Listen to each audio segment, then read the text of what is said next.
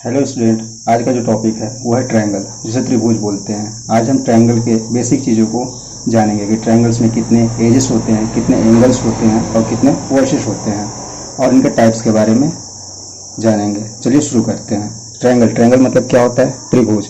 अगर हम त्रिभुज को स्प्लिट करें, स्प्लिट मतलब कि अलग अलग करें, तो क्या होगा? त्रि प्लस भुज। त्रि मतलब कि तीन और भुज मतलब कि भुजा। मतलब कि हम कह सकते हैं कि ऐसी आकृति जो तीन भुजा से बनी हुई हो उसे हम त्रिभुज कहते हैं। लेकिन अगर जहाँ तक देखा जाए तो यह डिफिनेशन सही नहीं है। कैसे, वो देखते हैं। जैसे देख लीजिए कि अगर हम बनाए यहाँ पे तो तीन भुजा हैं जिससे कि त्रिभुज बन जा रहा है। लेकिन अगर यही हम यहाँ पे देखें तो यहाँ पे भी तीन भुजा है, परंतु यहाँ पे ये थोड़ा सा खुला बच जा रहा है, जिसकी वजह से कि ये त्रिभुज हमारा नहीं बन पा रहा है। तो त्रिभुज का जो एग्जैक्टली डेफिनेशन होगा वो ये होगा कि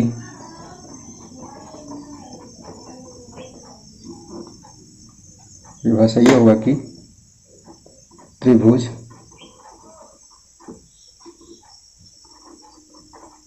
एक ऐसी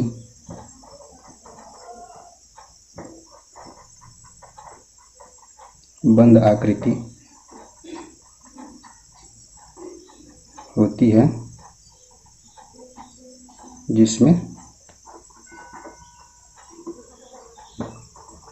तीन भुजा होते हैं। ठीक, अगर हम इसी को इंग्लिश में देखें तो इंग्लिश में क्या हो जाएगा कि a triangle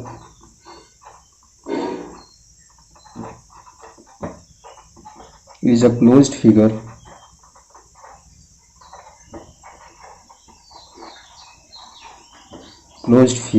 bounded by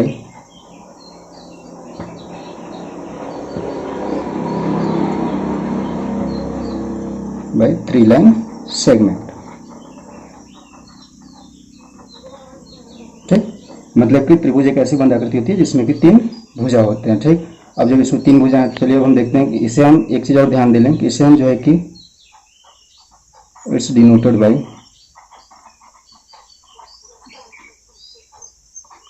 delta. ठीक, चलिए अब हम इसका हम नाम दे लेते हैं ABC। ठीक, तो अब अगर हम इसे लिखने जाएं तो इसे हम ऐसे लिख सकते हैं त्रिभुज ABC, या इसे लिखना चाहें तो त्रिभुज BCA, या इसे त्रिभुज CAB भी लिख सकते हैं। इसमें कोई प्रॉब्लम नहीं है, इसमें ज़्यादा टेंशन लेने की बात नहीं है कि हम इसे किस ऑर्डर में लिख रहे हैं। हम इसे किसी भी ऑर्डर में लिख सकते हैं। ठीक, अब हम इसमें जानते हैं कि भुजा क्या होता है। तो भुजा आप अगर पिछली कक्षा में पढ़े होंगे तो ठीक, अगर नहीं पढ़े होंगे तो यहाँ पे आपको हम बता देते हैं कि अगर कोई भी दो पॉइंट्स यानी दो बिंदु हैं, अगर उसे कोई रेखा मिला रही है तो उसे हम भुजा या फिर रेखा कहते हैं। ठीक, जैसे यहाँ पे एक पॉइंट A है, दूसरा पॉइंट B है। ठीक, तो इन दोनों को मिलाने वाली जो रेखा होगा उसका नाम क्या होगा? AB। ठीक, तो वैसे यहाँ पे हम देखें तो भुजा, तो यहाँ पे एक पॉइंट A यहाँ पे है और B यहाँ पे है, इन दोनों को जो लाइन मिला रही है, तो यहाँ पे एक हमारा रेखा क्या हो जाएगा? मतलब भुजा। भुजा मतलब कि साइड्स, पहली साइड्स क्या हो जाएगी? AB। अब दूसरा देखें तो एक A है और ये C, इन दोनों को मिला रहा है, तो दूसरी साइड्स क्या हो जाएगा हमारा? AC। और तीसरा देखें तो यहाँ पे एक B है और C है, इन दोनों को मिला रहा है, तो ये क्या हो जाएगा? BC। मतलब कि हमारे यहाँ पे क्या मिल गए? तीन भुजा, आई मीन थ्री साइड्स। ठीक, अब साइड्स तो हो गए, अब हम वर्टिक्स देखेंगे। वर्टिक्स के शीर्ष क्या होते हैं? ठीक, तो शीर्ष के बारे में अगर आप पिछली कक्षा में पढ़े होंगे तो ठीक, नहीं तो फिर यहाँ पे देख लीजिए। अगर कहीं भी दो लाइन मिलती हैं तो उसे हम शीर्ष बोलते हैं। जैसे यहाँ पे एक लाइन ये है और दूसरी लाइन ये है, ये यहाँ पे मिल रहे हैं, तो यहाँ पे क्या है हमारा? शीर्ष। तो ऐसे अगर हम देखें तो यहाँ पे एक रेखा AB और दूसरा रेखा BC, ये दोनों कहाँ पे मिल रहे हैं? पॉइंट B पे। तो हमारा वर्टिक्स क्या हो जाएगा? यहाँ पे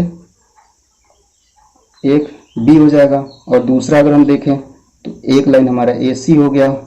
ठीक, और दूसरा हमारा हो गया BC, ये दोनों कहाँ पे मिल रहे हैं? C पे, तो हमारा दूसरा क्या हो गया? C। अब वैसे अगर हम इसमें देखें तो एक लाइन AB और दूसरा लाइन AC कहाँ पे मिल रहे हैं? A पे, तो हमारा वर्टिक्स तीन मिल गए। कौन कौन सा? BCA। तो हमारे पास क्या हो गए? तीन वर्टेक्स। ठीक, तो यहाँ से हमारा दूसरा परिभाषा क्या निकल करके आता है कि त्रिभुज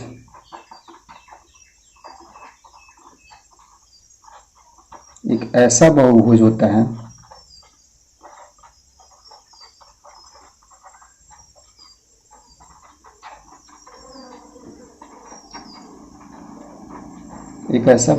जिसमें तीन भुजा तथा तीन शीर्ष होते हैं। ठीक, अगर हम इसे इंग्लिश में देखें तो इंग्लिश में क्या हो जाएगा, a triangle is a polygon with 3 sides and 3 vertices।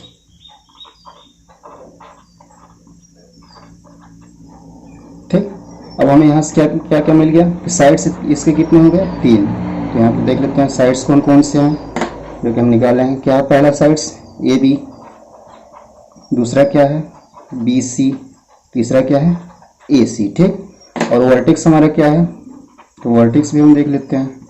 Vertex हमारा क्या क्या है, पहला है ए, दूसरा क्या है बी, तीसरा क्या है सी।